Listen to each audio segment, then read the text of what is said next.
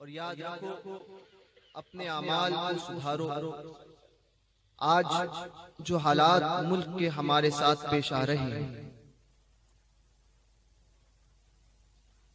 وہ ہماری ہی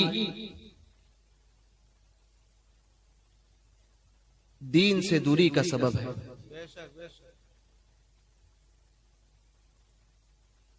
آج چونکہ یہ اصلاح عقائد کے تعلق سے بھی ایک موضوع ہے، آج جو مسلمان اپنی بات کو کہنے سے دوسروں کے سامنے ڈرتا ہے، اس کی ایک وجہ میں بتاؤں کہ اس کی ایک وجہ ہے بد مذہبوں سے ہمارے تعلقات۔ ختم کرو ان بد مذہبوں سے اپنے تعلقات کو، کیونکہ شیر کو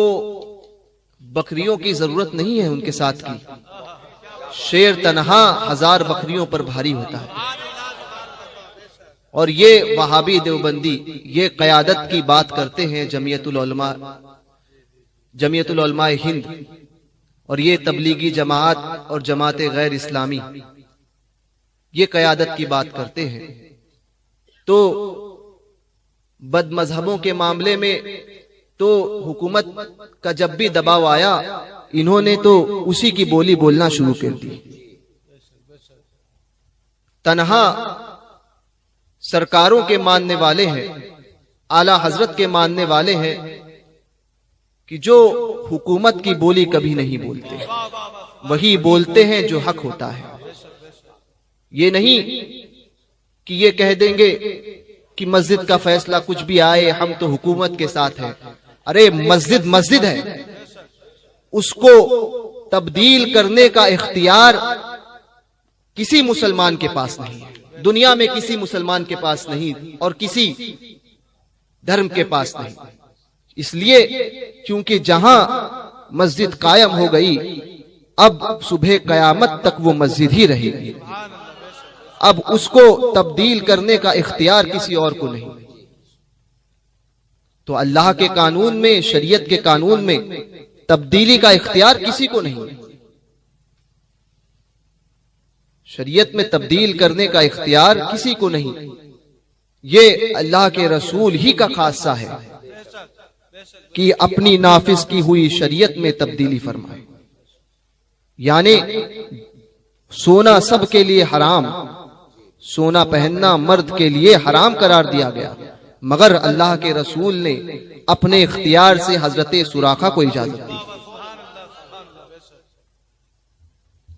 لہذا بد مذہبوں سے تعلقات کو ختم کرو تو اپنے آپ بزدلی ختم ہو جائے گی، اور عمل کرو، نمازوں کی پابندی کرو، شریعت پر سختی سے قائم رہو۔ جس دن تم نے اپنے تعلقات کو بد مذہبوں کے ساتھ ختم کیا اور جس دن تم